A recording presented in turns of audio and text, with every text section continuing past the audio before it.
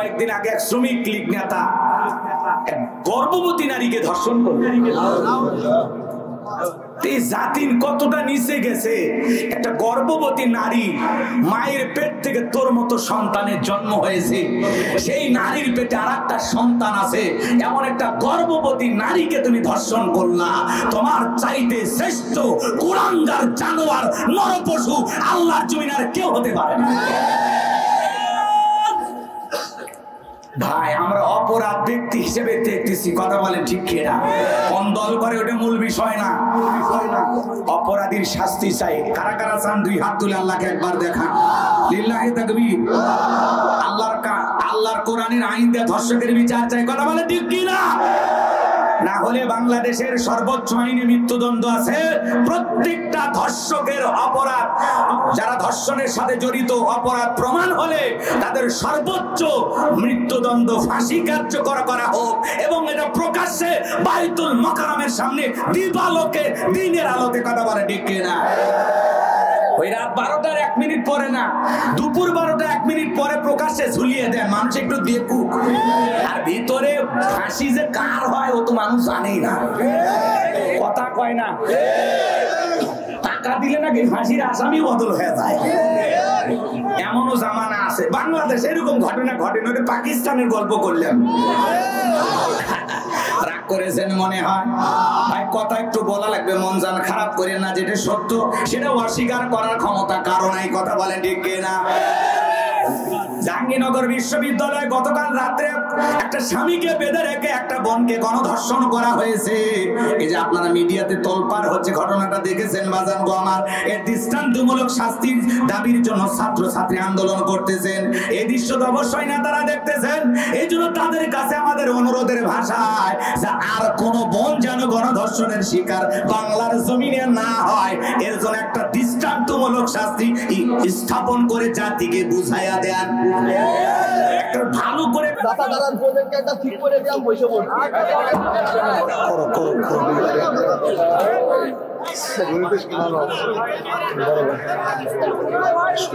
ব্যবসা দিতে হবে না ভাই।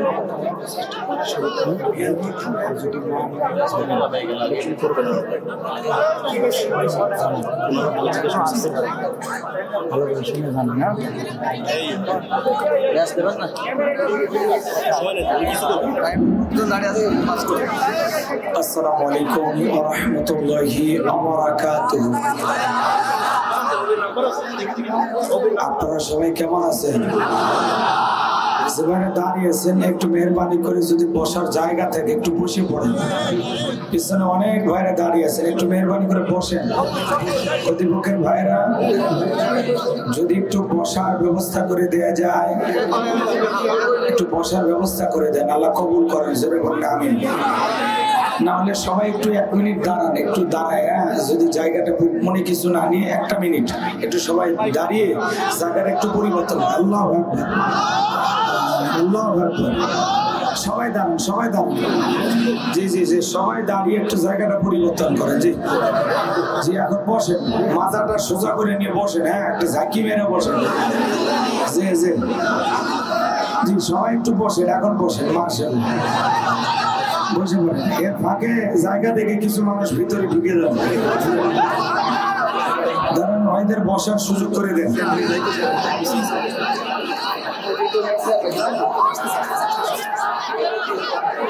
আমি সালাম দিয়ে আলোচনা শুরু করছি। আশা করছি সকলে সালামের জবাব জোরে সোরে দেবেন। কথা না বলি ভাই, পরিবেশটাকে শান্ত রাখেন, সুন্দর পরিবেশ দেন। এর আগে 2-1টা মাহফিলে কি আপনারা আমার আলোচনা শুনেছেন? শুনছিলেন? সাতকাটি ওই জায়গায় কোন সূরা থেকে ওয়াজ করছিলাম মনে আছে? সূরার নাম সূরা কাউসার। মাশাআল্লাহ, ভাইয়ের মনে আছে সূরা কাউসার। আর কই শুনছিলেন? 18 কথা কোন সূরা? সূরা মুমিনুন। মাশাআল্লাহ।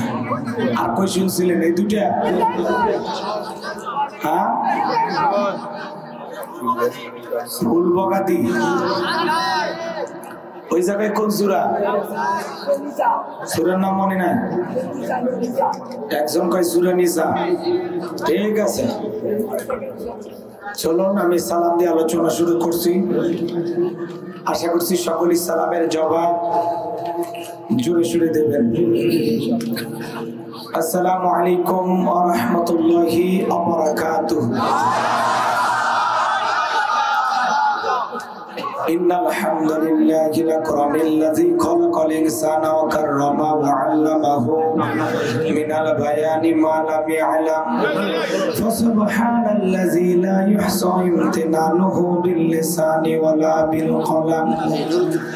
নাশহাদু আল লা ইলাহা ইল্লাল্লাহু ওয়াহদাহু লা শারীকা লাহু ওয়া নাশহাদু আন্না সাইয়্যিদানা ওয়া সানাদানা ওয়া হাবিবানা ওয়া মাওলানা মুহাম্মাদান আবদুহু ওয়া রাসূলুহু الذي أرسله بالحق بشيرا ونذيرا وداعيا إلى الله بإذنه وسراجا وقمرا منيرا فقد قال الله تعالى في كلامه المجيد وفي فرقانه الحميد।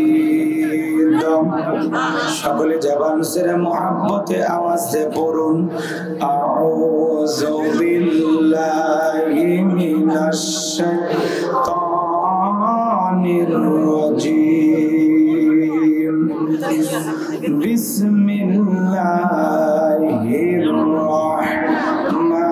রাহমানির রাহিম। ইয়া বুনাইয়া আকিমিস সালাতা ওয়া আমর বিল মা'রুফ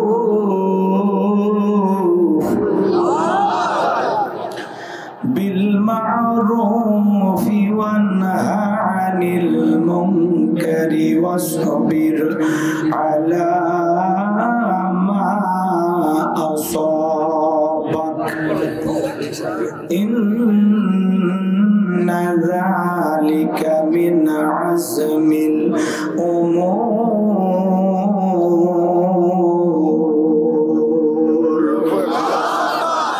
সাদাকতা ইয়া রাব্বাল আলামিন। عن أبي هريرة رضي الله تعالى عنه قال قال رسول الله صلى الله عليه وسلم الدنيا سجن المؤمن وجنة الكافر رواه مسلم وقال تعالى في شأن حبيبي إن الله وملائكته يصلون على النبي يا أيها الذين آمنوا صلوا عليه وسلموا تسليما। সকলে দরুদ ইব্রাহিম পড়ুন। আল্লাহুম্মা সাল্লি আলা মুহাম্মাদিন ওয়া আলা আলি মুহাম্মাদ কামা সাল্লাইতা আলা ইব্রাহিম ওয়া আলা আলি ইব্রাহিম ইন্নাকা হামিদুম মাজিদ। আল্লাহুম্মা বারিক আলা মুহাম্মাদিন ওয়া আলা আলি মুহাম্মাদ কামা বারাকতা আলা ইব্রাহিম ওয়া আলা আলি ইব্রাহিম ইন্নাকা হামিদুম মাজিদ।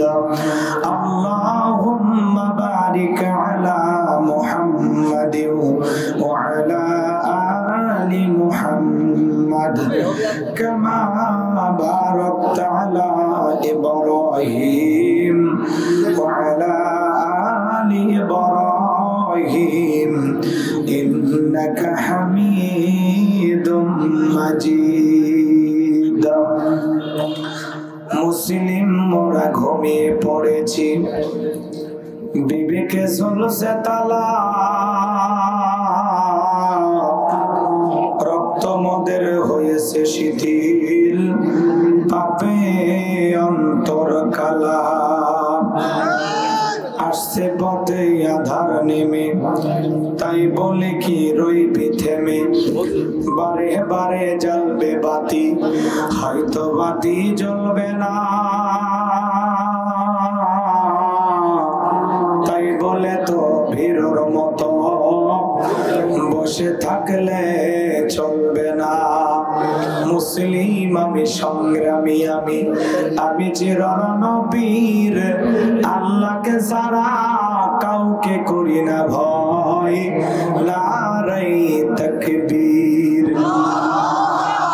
মুসলিম জাগে কারবালাতে, কঠিন শপথ পড়ে, সেই মুসলিম চির উত্তম, তাই তো একত্রে শপথ নিলাম, আল্লাহ রাজ গড়ব এবার, চির শান্তি সুখের নীর, আল্লাহকে ছাড়া কাউকে মানি না, নারায়ে তাকবীর। কইরে খালেদ কইরে ওমর, এসেছে নতুন বদর, কইরে খালেদ কইরে ওমর, এসেছে নতুন বদর, কোথারে দেখবি জয়ী তরুণ মুজাহিদ, আবারও কি গাইতে হবে ঘুম ভাঙানো গীত, আবারও কি গাইতে হবে ঘুম ভাঙানো গীত, লা ইলাহা ইল্লাল্লাহ, জোরে একটু পুরুষের মতো আওয়াজ দে, জোরে জোরে, লা ইলাহা ইল্লাল্লাহ, জোরে লা ইলাহা ইল্লাল্লাহ, জোরে লা ইলাহা ইল্লাল্লাহ। যার দিলে আছে আমার আল্লাহর ভয়, যার মনে আছে আমার আল্লাহর ভয়, আল্লাহ আল্লাহ সব সময়, আহার নিদ্রা ভালো লাগে না, এই দুনিয়া ভালো লাগে না, ভালো লাগে শুধু ইল্লাল্লাহ, লা ইলাহা ইল্লাল্লাহ, জোরে। মাইকের আওয়াজটা একটু ক্লিয়ার করেন, আর আওয়াজটা একটু টন টন করেন ভাই, গলা টানতেছে এরকম মনে হচ্ছে, একটু দূরে থেকে যাতে হয়। হ্যাঁ, মাইক যদি ভালো না হয়, ওয়াজ করবো সাইদি সাহেবের মতো শোনা যাবে তোফাজ্জলের মধ্যে, আওয়াজটা ক্লিয়ার করেন। মাইকের আওয়াজ বক্তার চাইতে বেশি টন টন করা লাগবে, শ্রোতা কম থাকে, এলাকা যেন কাইফে ওঠে, আওয়াজ সেরকম ভাবে বাড়ান, দোয়া করে দেবো আল্লাহ যেন ব্যবসায়ী বরকত দেয়। হ্যাঁ নাকি বলেন? এটা আওয়াজ দিয়ে কালেমা পড়ে, লা ইলাহা ইল্লাল্লাহ, জোরে লা ইলাহা ইল্লাল্লাহ, লা ইলাহা ইল্লাল্লাহ, লা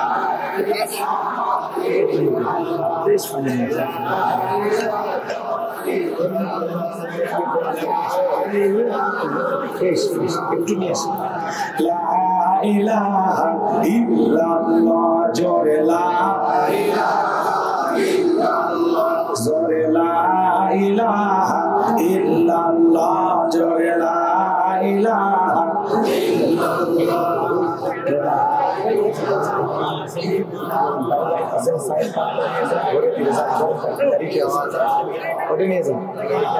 ইলাহা ইল্লাল্লাহ, জোরে লা ইলাহা ইল্লাল্লাহ, লা ইলাহা ইল্লাল্লাহ, মুহাম্মাদুর রাসূলুল্লাহ। জবান ছেড়ে এক বাক্যে পড়ছি সাল্লাল্লাহু আলাইহি ওয়াসাল্লাম।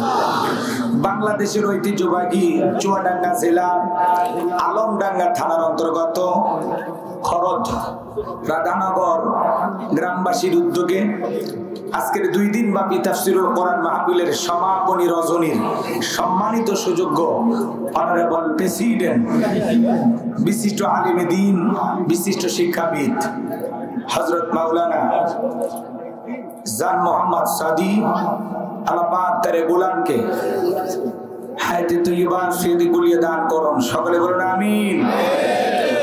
আজকের প্রোগ্রামের প্রধান অতিথি বিশিষ্ট রাজনীতিবিদ সমাজ সেবক জনাব মোহাম্মদ রিয়াজুল ইসলাম, আল্লাহ পাক তার গোলামকে হায়াতে তৈয়বা সিয়াতে কুলিয়া দান করুন, সকলে বলেন আমিন। আজকের প্রোগ্রামের বিশেষ অতিথি জনাব মোহাম্মদ সোহানুর রহমান, আল্লাহ পাক তার গোলামকে হায়াতে তৈয়বা সিয়াতে কুলিয়া দান করুন, সকলে বলেন আমিন। আমার পূর্বে আলোচনা রেখে ধন্য করেছেন প্রিয় ভাই, আল্লাহ পাক যেন তার কণ্ঠকে দ্বীনের জন্য কবুল করেন, সকলে বলেন আমিন। কথা বলার কথা ছিল হযরত মাওলানা হুসাইন আহমেদ মাহফুজ, প্রিয় ভাই নোয়াখালী কুমিল্লা এলাকায় আসছেন, এজন্য আসার সুযোগ হয় নাই। আর আপনারা জানেন দীর্ঘদিন পর মুফতি আমির হামজা ভাই 3 বছর পরে বাইরে বের হয়েছে, এই জন্য অনেক চাপ যাইতেছে ওনার উপর দিয়া, এজন্য ওনার পাশে থাকার মতো একজন মানুষ দরকার। আবার মুফতি আমির হামজা ভাইয়ের সবচেয়ে বিশ্বস্ত মানুষ হুসাইন আহমেদ মাহফুজ ভাই, এই জন্য উনি ওনার সাথেই আছেন, আসার সুযোগ হয় নাই। মোবাইল আমাকে বারবার বলেছেন ভাই আমার জন্য দোয়া করবেন, এলাকার মানুষ যেন মন না খারাপ করে, আমাকে আল্লাহর হস্তে মাফ করে দিতে বলবেন। তো যাই হোক, আমার প্রিয় ভাইয়ের জন্য দোয়া করছে, আল্লাহ পাক যেন তার কণ্ঠকে সারা বিশ্বের জন্য কবুল করেন, সকলে বলুন আমিন। মঞ্চে উপস্থিত সম্মানিত ওলামা ইকরাম, সামনে বসা পিতৃ সমতুল্য মুরব্বী বাবাজিরা, কলিজার টুকরা প্রান্তীয় যুবক ভাইরা, ছোট্ট ছোট সোনামানিকেরা, পর্দার আড়ালের সম্মানিত অবলা সরলা আবেদা সালেহা মা ও বোনেরা, প্রশাসনের সম্মানিত পুলিশের ভাইরা, ডিবির ভাইরা, জাতির বিবেক, প্রিয় সাংবাদিক বন্ধুগণ, বিভিন্ন রাজনৈতিক দলের সম্মানিত নেতা কর্মী ভাইরা, সবাইকে আরেকটি বার সালাম দিচ্ছি। আশা করছি সকলেই সালামের জবাব জোরে সোরে দেবেন। আসসালামু আলাইকুম ওয়া রাহমাতুল্লাহি ওয়া বারাকাতুহু। বক্স থেকে সরে বসে দেখি তো, তারপরে আওয়াজ আসে নাকি কানে, দেখি আরেকটু সরে, আরেকটু চাপেন কথা বললেন না। আমরা শুকরিয়া আদায় করতেছি সেই মহান মনিবের দরবারে, যে আল্লাহ পাক সুবহানাহু ওয়া তাআলা অত্যন্ত দয়া করে, করুণা করে, মায়া করে, মহব্বত করে, ভালোবেসে, পছন্দ করে পাত্র এলাকা থেকে গণি গণি গুণান্বিত করে, যাচাই বাছাই করে, শুধুমাত্র কেবলমাত্র কোরআনুল কারীমের মহব্বতে আজকের মাহফিলে আসার বসার সুযোগ দান করলেন। সে মহান স্রষ্টার দরবারে সিজদাবনত চিত্তে কালিমাতুশ শুকর আদায় করে পড়ছি আলহামদুলিল্লাহ। লক্ষ কোটি দরুদ সালাম মানবতার শ্রেষ্ঠ বন্ধু বিশ্বনবী বিশ্বনেতা, যে নবী আইয়ামে জাহিলিয়াতের যুগে আগমন করে অসভ্য মানুষগুলোকে সভ্য বানিয়েছেন, অভদ্র মানুষগুলোকে ভদ্র বানিয়েছেন, কোরআন নামের সংবিধান দিয়া, কোরআনের রাজ কায়েম করে, সোনালী যুগ উপহার দিয়া মদিনার পাক ভূমিতে সাহিত্য আছেন। সে রাসূলের প্রতি কলিজা ভরা মহব্বত নিয়ে পড়ছি দরুদ সালাম, সকলেই পড়ুন সাল্লাল্লাহু আলাইহি ওয়াসাল্লাম। সম্মানিত ভাই, আজকের প্রোগ্রামে আসতে পেরে, বসতে পেরে আপনারা খুশি না বেজার? কারা কারা বেজার দুই হাত তুলে দেখান তো দেখি। মাঝে মাঝে হাত তোলে, এই জন্য আমাদেরকে বলা হয় হুজুকিয়া বাঙালি, যাই কয় আই রে সেই দিকে যাই রে, বোঝা সোজা নাই রে, লাঠি পিটা খাই রে, মার খাওয়ার পরে হুশ হয় আমি কাম করছিলাম। এই জন্য মুসলমান যে কোনো কাজ বুঝে শুনে করার দরকার আছে না নাই? খালি জোশ থাকলে হবে না, জোশের সাথে হুশও থাকা লাগবে। আজকের প্রোগ্রামে আসতে পেরে, বসতে পেরে কারা কারা খুশি, মুখে নিয়ে হাসি, আওয়াজ দেবে বেশি, আল্লাহ নামের এমন একটি স্লোগান দেবেন, এলাকায় যদি কোনো ইসলাম বিরোধী উই পোকা, সার পোকা, তেলা পোকা থাকে, ওদের কলিজায় যেন কম্পন সৃষ্টি হয়, এমন আওয়াজ তুলতে রাজি আছেন যারা? বীর মুসলমানের মতো দুটি হাত টান টান করে তুলে দেখান তো তারা। লিল্লাহে তাকবীর, লিল্লাহে তাকবীর। আল কোরআনের আলো, আল হাদিসের আলো, দুনিয়ার মুসলিম, সারা বিশ্বের মুসলিম। আমার নেতা তোমার নেতা, আমার নেতা তোমার নেতা। লিল্লাহে তাকবীর। আল কোরআনের আলো, আল হাদিসের আলো, দুর্নীতির আলো, একটা নারা দেন তো, মাশাআল্লাহ, মারহাবা। আস্তে কারো নাকে যেন না লাগে, হাত নামান।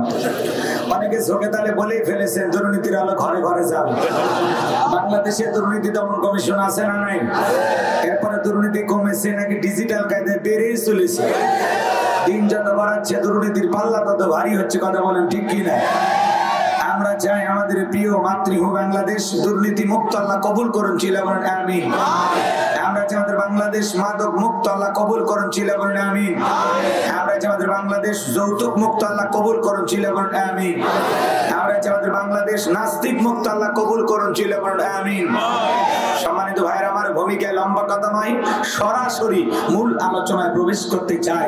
তারপরে দুই একটি কথা না বললেই নয়। আমরা যত জায়গায় করণের কথা বলতে যাই, বলে হুজুর সাবধানে আলোচনা করবেন, ভুলে যাবেন না এলাকা কার। ওদের কথার সাইজ শুনে মনে হয় এলাকা ওদের বাবার। আওয়াজ দিলে পুরুষের মতো দেবেন, আমি করব ওয়াজ, আপনারা দেবেন আওয়াজ, জবাব দিবেন ঠিক ঠিক, আলোচনা হবে কমপ্লিট। শ্রোতাদের স্পিরিটে বাড়ে বক্তার হিট, আলোচনা হবে জায়গা মতো ফিট। কিছু আজ প্যান্ডেলে, কিছু আজ অ্যাঙ্গেলে, জ্ঞানী লোকের জন্য ইশারায় যথেষ্ট, কথা বলেন ঠিক কিনা?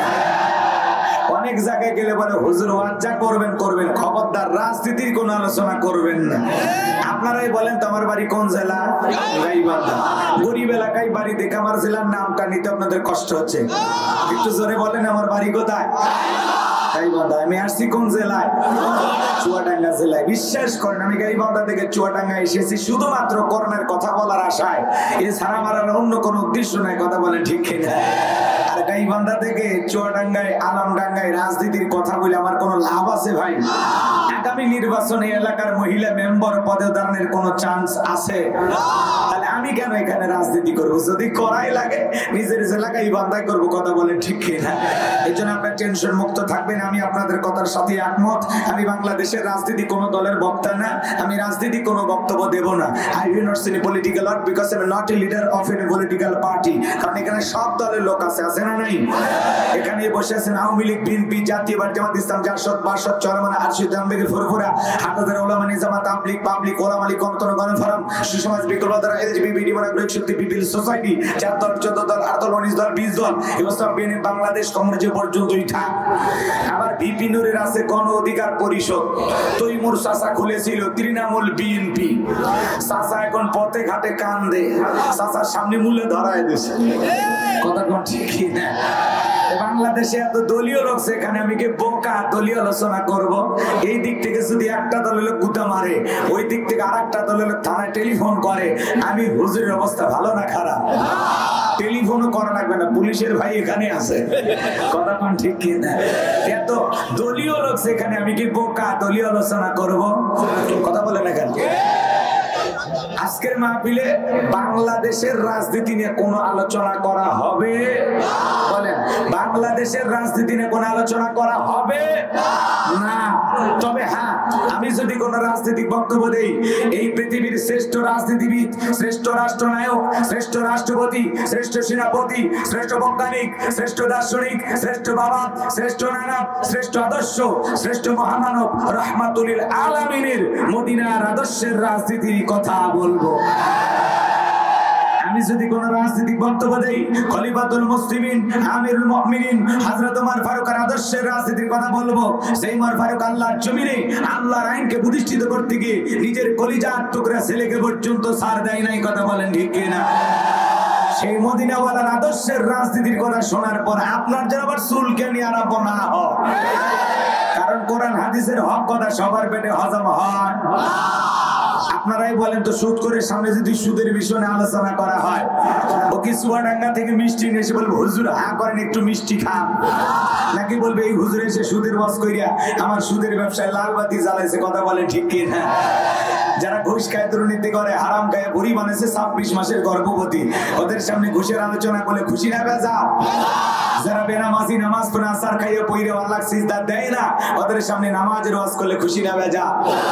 যে সমস্ত মা বোনেরা বোরকা পরে না, পর্দা করে না, বুকে ওড়না পর্যন্ত নেয় না, জিন্সের প্যান্ট গেঞ্জি পরে রাস্তা দিয়ে হাইটে যায়, পিছন দিক দিয়ে তাকালে মনে দুটো সুপারি গাছ দাঁড়িয়ে আছে, এরকম বেহায়া বেপরদা নারীর সামনে পর্দার আলোচনা করলে খুশি না বেজা? এক কথায় ওয়াজ যদি কারো বিপক্ষে চলে যায়, কিয়ামত পর্যন্ত সে বক্তার উপরে খুশি হবে না। কথা বলেন ঠিক কি না? এজন্য পরিষ্কার ভাবে একটি কথা বলে দিতে চাই, আজকের আলোচনার সভাপতি স্যারের মতো হবে না, প্রধান অতিথির মতো হবে না, মাহফিল কমিটির মতো হবে না, বক্তার মতো হবে না, শ্রোতাদের মতো হবে না। আল্লাহর কোরআন যা বলবে, গোলাম রব্বানি তাই বলবে।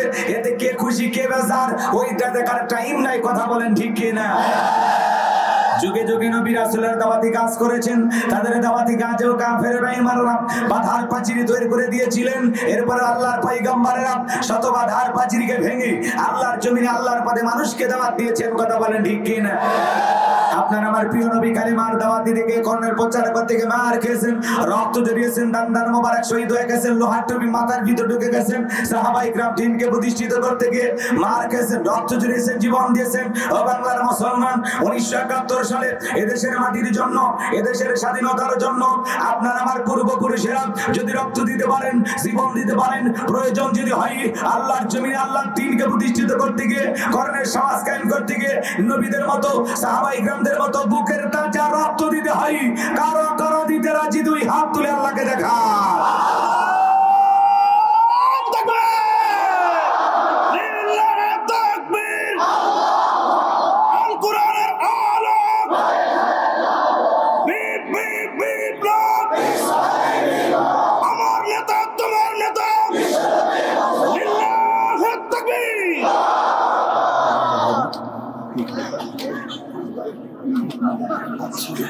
হাত নামান, আল্লাহ কবুল করুন, জোরে বলুন আমিন।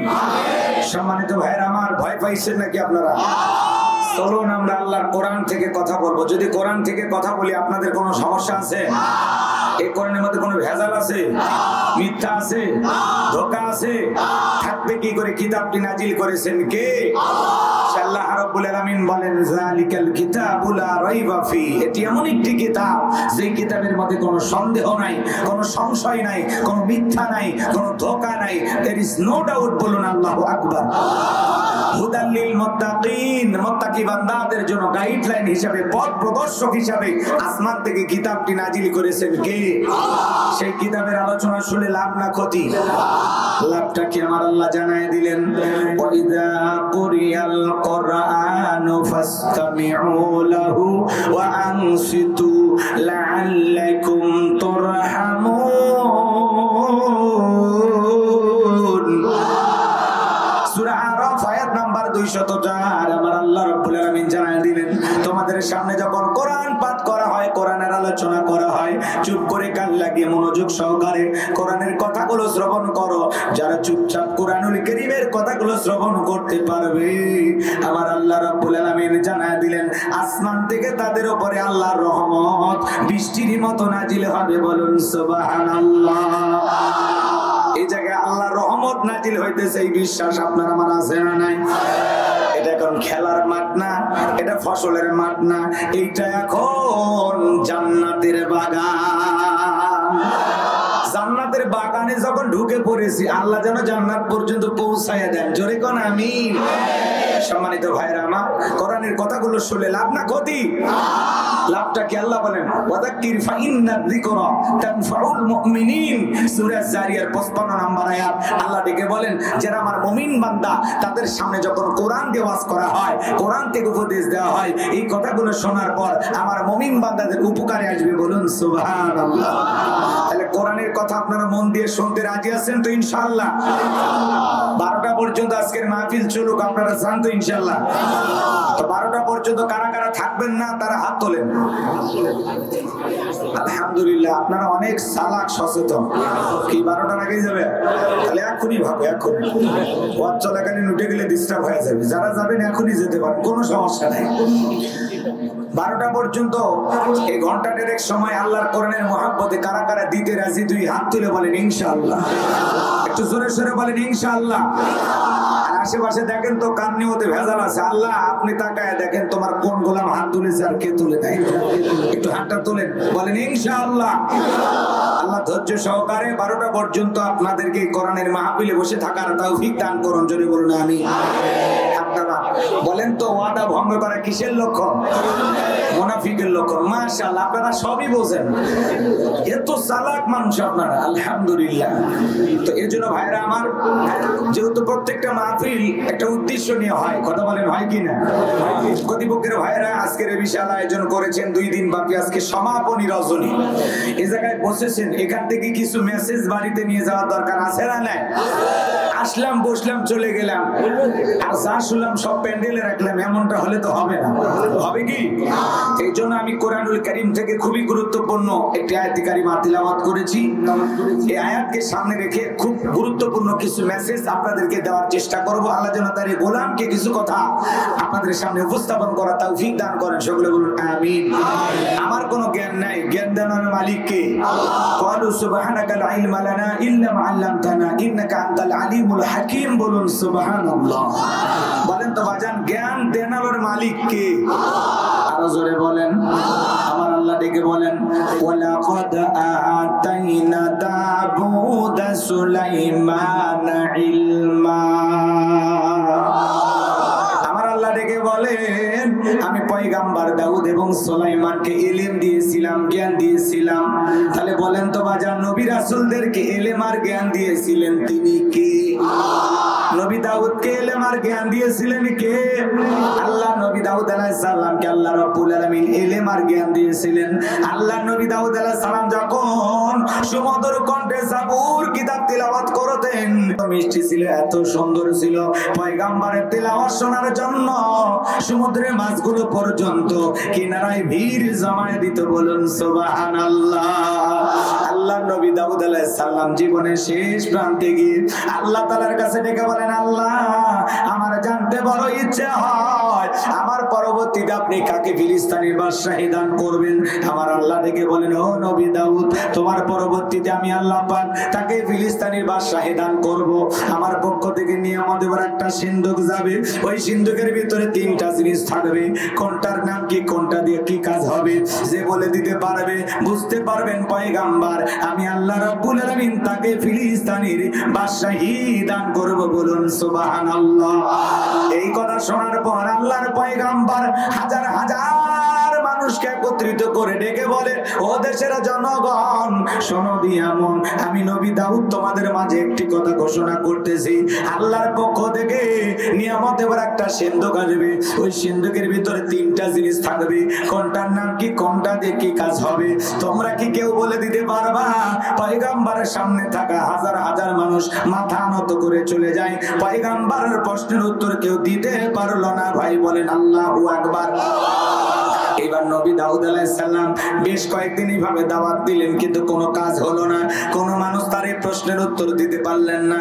নবী এইবার চিন্তা করলেন, আমার ঘরেও তো মানুষ আছে।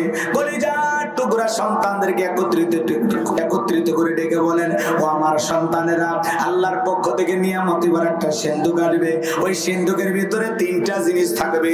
কোনটার নাম কি, কোনটা দিয়ে কি কাজ হবে, তোমরা কি কেউ বলে দিতে পারবা?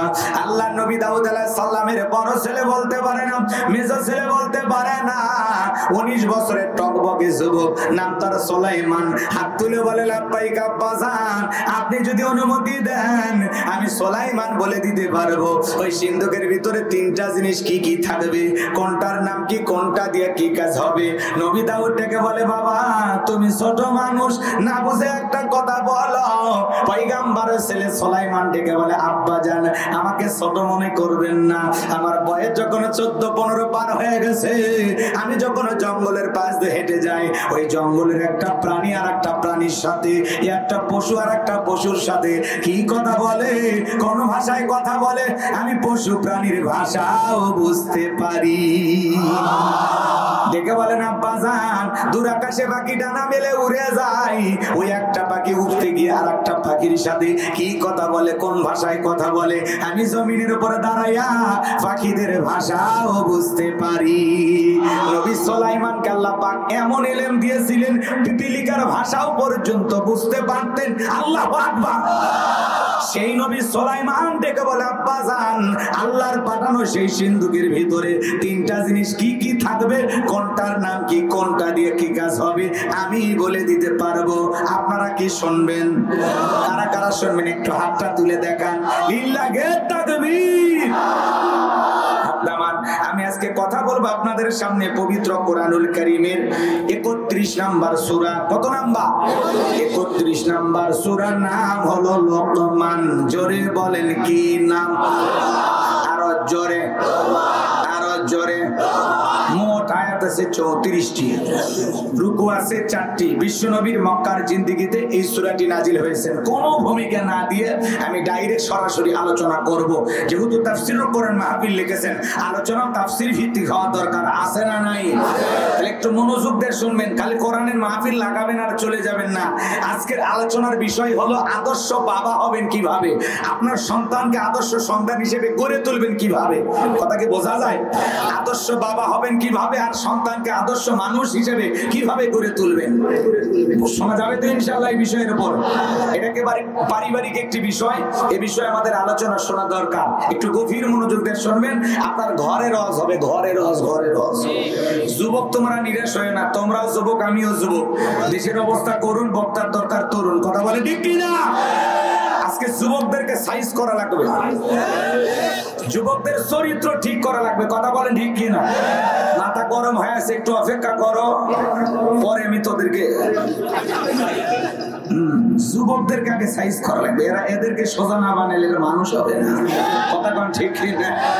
হ্যাঁ, একটু মনোযোগ দিয়ে কথাগুলো শুনবেন, কেউ নিরাশ হবেন না। মা বোনদের ব্যবস্থা আছে নাকি?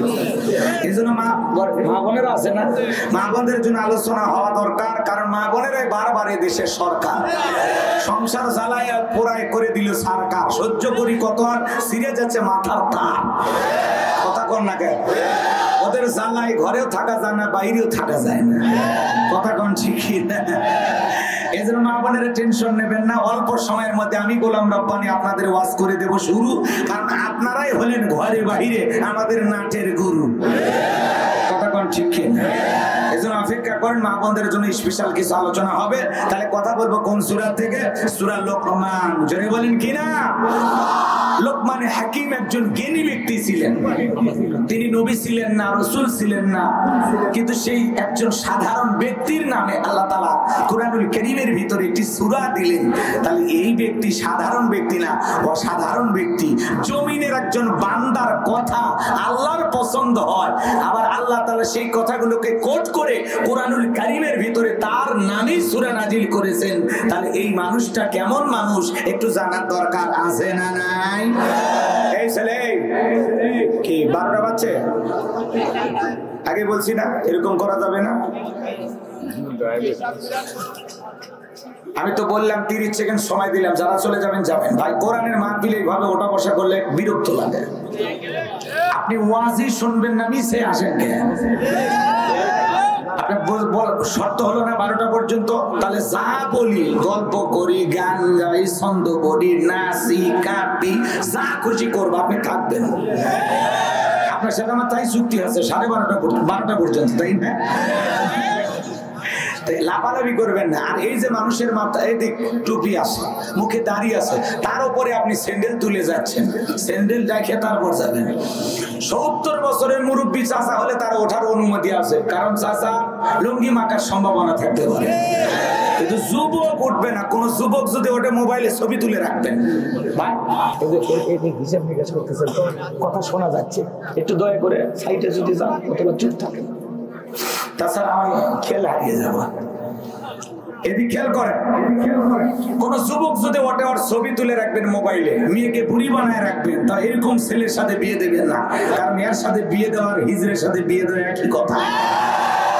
পুরুষ পুরুষ পেশাব লাগবে চুয়াডাঙ্গা, ওই পেশাব করবি যে ঢাকা শহর, এটা হলো পুরুষ। 1-1.5 ঘন্টার মধ্যে পেশাব লাগে, আধা ঘন্টায় শুরু হয়নি। একটু অপেক্ষা করেন, তাফসীরুল কোরআন মাহফিল সাজাইছেন, কিছু কথা নিয়ে বাড়ি যান, নাকি বলেন ভাই? এত পথ পাড়ি দিয়ে লাভটা কি তাহলে? অনেকে আবার একটু মোবাইলে দেখছে তো ওই একটু শখ, 1 মিনিট 10 মিনিট দিকে ওদের হাউস মানুষ। এই মহাব্বত, আমি এত কষ্ট করে আসলাম, আমি যতক্ষণ এই এলাকায় থাকবো তোমরা আমার সাথে থাকবা, এই না হলে ভালোবাসা। কথা বলেন ঠিক কিনা? আল্লাহ যুবকদের হেদায়েত দান করুন, জোরে বলেন আমিন। যুবকদের চরিত্র গঠনের জন্য আলোচনা হবে, একটু অপেক্ষা করেন, সামনের দিকে যান। তাহলে সূরার নাম কি বললাম? লোকমান। কোরআনুল কারীমের কত নাম্বার সূরা? 31 নাম্বার। আশেপাশে 3-4টে মাহফিলে আসছি, সেখানে কি সূরা লোকমান থেকে আলোচনা করেছিলাম? তাহলে কি সূরা কাউসার, সূরা আল মুমিনুন, আর পাশে সূরা হামিম আর সিজদা, আর আজকে সূরা লোকমান। 4 জায়গায় ভিন্ন ভিন্ন আলোচনা। কথা বলে ঠিক কি না? কোরআন হাদিসে তো ওয়াজের অভাব নাই, খালি একটু মনে করে রাখবেন, তাহলে কাজ হয়ে যাবে। তাহলে 31 নাম্বার সূরা, সূরার নাম লোকমান। মোট আয়াত 34, রুকু আছে 4টি। বিশ্বনবী মক্কার জিন্দেগিতে এই সূরাটি নাজিল হয়েছে, বলুন আল্লাহু আকবার। আমার ভাইরা, জবান ছেড়ে সবাই একটু মহব্বতে আমার সাথে তিলাওয়াত করুন। আউযু বিল্লাহি মিনাশ শাইতানির রাজীম। বিসমিল্লাহির রাহমানির রহিম। বিতাড়িত মুরতাদ শয়তানের কাছ থেকে আল্লাহ পাকের কাছে আশ্রয় প্রার্থনা চাচ্ছি। পরম করুণাময় দয়ালু আল্লাহ তাআলার নামে শুরু করছি। আমার আল্লাহ ডেকে বলেন, ওয়ালাকাদ আতাইনা লুকমানাল হিকমাতা আনিশকুরু লিল্লাহ ওয়া মান ইয়াশকুর ফাইন্নামা ইয়াশকুরু লিনাফসিহি ওয়া মান কাফারা ফাইন্নাল্লাহা গানিয়্যুন হামিদ।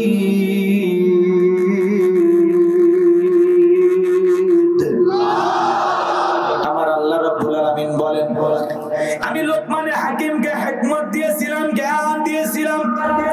লোকমানে হাকিম নবী ছিলেন না, রাসূল ছিলেন না, ছিলেন জমিনের আল্লাহর পাঠানো সাধারণ একজন বান্দা। চেহারাটা দেখতে খুব একটা সুন্দর ছিল না, লোকটা দেখতে খাটো ছিল, ঠোঁটগুলো ছিল মোটা, চেহারাটা পুরো ছিল কালো। যদিও চেহারাটা কালো, অন্তর ছিল ভালো, তার জবানের কথাগুলো আল্লাহর কাছে পছন্দ হলো। এই জন্য আল্লাহ পাক তার কথাগুলোকে কোট করে তার নামে কোরআনুল কারীমের ভিতরে একটি সূরা নাজিল করলো, বলুন আল্লাহু আকবার। বাহিরের চেহারার সৌন্দর্য দিয়েই মানুষকে মাপা যায় না, কথা বলেন ঠিক কি না? এই পৃথিবীর কয়েকজন কালো মানুষ, বিখ্যাত মানুষ, আল্লাহর কাছে প্রিয় মানুষ, তার মধ্যে লোকমানে হাকিম একজন, বলুন আল্লাহু আকবার। লম্বা ইতিহাস লোকমানে হাকিমের জিন্দেগি থেকে যদি কথাগুলো বলি ঘন্টার পর ঘন্টা চলে যাবে, কথা শেষ হবে না, কিন্তু আমরা মূল জায়গায় চলে যাই। এই লোকমানে হাকিম ছিল একজন কৃতদাস, রাখা, মানুষের বাড়িতে ছাগল চরানোর কাজ করতেন। তার মনিব তার জ্ঞানের একদিন পরীক্ষা নিয়ে তাকে আজাদ করে দিলেন, মুক্ত করে দিলেন, বলুন আল্লাহু আকবার। তিনি তখন মাঠে ময়দানে ওয়াজ নসিহত করতেন, মানুষকে দ্বীনের কথা শুনাইতেন, এবং তার কথার দ্বারা পুরো কওমের মানুষ, জাতির মানুষ উপকৃত হতো। চিৎকার মেরে বলুন আল্লাহু আকবার। সেই কথা আল্লাহ তাআলা বলতেছেন, আমি লোকমানে হাকিমকে হিকমত দিয়েছিলাম, জ্ঞান দিয়েছিলাম, এবং বলেছিলাম লোকমান তুমি আমার শুকরিয়া আদায় করো। লোকমানে হাকিমকে ইলম আর জ্ঞান দিয়েছিলেন কে? আর ইলম আর জ্ঞান পাওয়ার পরে লোকমানে হাকিম কৃতজ্ঞতা শুকরিয়া আদায় করেছিলেন কার? আরো জোরে বলেন তো কার? আল্লাহ তাআলা ডেকে বলেন, যারা শুকরিয়া আদায় করে সে তার নিজের জন্যই আদায় করে। যে শুকরিয়া আদায় করে এতে তার নিজের লাভ, আর যারা শুকরিয়া আদায় করে না, অকৃতজ্ঞ, আমার আল্লাহ তাআলা ডেকে বলেন তাদের জেনে রাখা উচিত আমি আল্লাহ অমুখাপেক্ষী, আমি আল্লাহ নিজেই প্রশংসিত। চিৎকার মেরে বলুন না সুবহানাল্লাহ। তার মানে কি? প্রশংসা আদায় করলে বান্দার লাভ, আমার আল্লাহর কোনো লাভ নাই। প্রশংসা না আদায় করলে বান্দার লস, আমার আল্লাহর কোনো লস নাই। কথা বলেন ঠিক কি না? ভাইরা আমার, তাম পৃথিবীর মানুষ মানুষগুলো যদি একত্রিত হয়ে আল্লাহকে আল্লাহ বলে ডাক দেয়, আমার আল্লাহর সম্মান মর্যাদা বাড়ে না? আমার তাম পৃথিবীর মানুষ যদি একত্রিত হয়ে আমার আল্লাহকে আল্লাহ বলে না ডাক দেয়, আমার আল্লাহর সম্মান মর্যাদা কমবেও না। আপনি ডাকলেও আমার আল্লাহ আল্লাহ, না ডাকলেও আমার আল্লাহ আল্লাহ। ডাকলে আপনার লাভ, আমার আল্লাহর কোনো লাভ নাই। না ডাকলে আমাদের লস, আমার আল্লাহর কোনো লস নাই। কথা বলেন ঠিক কিনা? আপনি ডাকলেও আমার আল্লাহ আল্লাহ, না ডাকলেও আমার আল্লাহ আল্লাহ। 5 বছর পরে ভোট দিয়ে নির্বাচন করে কি আল্লাহ হয়? কথা বোঝেন ভালো করে। আল্লাহ তাআলা ডেকে বলেন, ওয়ালাকাদ আতাইনা লুকমানাল হিকমাতা আনিশকুরু লিল্লাহ ওয়া মান ইয়াশকুরু ফাইন্নামা ইয়াশকুরু লিনাফসিহি ওয়া মান কাফারা ফাইন্নাল্লাহা গানিয়্যুন হামিদ। দেখে বলেন, আমি লোকমান হাকিমকে হিকমত দিয়েছিলাম, ইলম আর জ্ঞান দিয়েছিলাম এবং বলেছিলাম, লোকমান তুমি আমার শুকরিয়া আদায় করো। যারা শুকরিয়া আদায় করে আমার আল্লাহ ডেকে বলেন, এতে তাদের নিজেদের লাভ। আর যারা শুকরিয়া আদায় করে না, এতে তাদের নিজেদের লস। যারা শুকরিয়া আদায় করে না, তাদের জেনে রাখা উচিত, ওয়ামান কাফারা ফাইন্নাল্লাহা গানিয়্যুন হামিদ। তাদের জেনে রাখা উচিত আমি আল্লাহ অমুক ফেকি, আমি আল্লাহ নিজেই প্রশংসিত। আল্লাহু আকবার বলেন। আল্লাহ নিজেই প্রশংসিত। আল্লাহু আকবার বলেন। তাহলে বাজান গো আমার বলেন তো, তাহলে শুকরিয়া আদায় করতে হবে কার? আল্লাহ যাকে যে হালতে রেখেছেন, যে অবস্থায় রেখেছেন, সে অবস্থায় থেকে প্রশংসা আদায় করব কার? আরো জোরে বলেন কার? লাইন শাকারতুম লাযিদান্নাকুম ওয়া লাইন কাফারতুম ইন্না আযাবি লাশাদীদ। নিয়ামত পাওয়ার পরে যারা শুকরিয়া আদায় করে, আমি আল্লাহ পাক তাদের নিয়ামত সমূহগুলোকে বাড়াইয়ে দেই। আর যারা নিয়ামত পাওয়ার পরে না শুকরিয়া আদায় করে, অকৃতজ্ঞ হয়, আমি আল্লাহ পাক তাদের নিয়ামতগুলোকে ছিনাইয়ে নেই। আর তাদের জন্য কঠোর আযাব, শাস্তির ব্যবস্থা রয়েছে। জোরে বলুন নাউযুবিল্লাহ। এই পৃথিবীর জমিন আল্লাহ তাআলা কত নিয়ামত দিয়েছেন, হিসাব করে কি শেষ করতে পারবো? আল্লাহ তাআলা আপনাকে কত ভালো রেখেছেন, পুরোটা দেহ সুস্থ রেখেছেন, এটাই তো আলহামদুলিল্লাহ।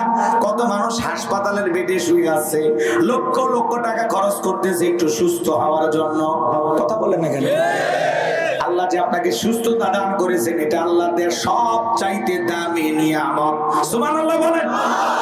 অসুস্থ হলে টের পাওয়া যায়, সুস্থতা আল্লাহর দেয়া কত নিয়ামত, দামি বড়, কত বড় একটা দামি নিয়ামত। কথা বলে ঠিক কি না? আমার ভাইয়েরা, আল্লাহ তাআলা কত ভালো রেখেছেন। রেল স্টেশনে কত মানুষ শুয়ে থাকে, আপনাদের একটা ঘর আছে, ঘুমানোর জায়গা আছে, খাট আছে।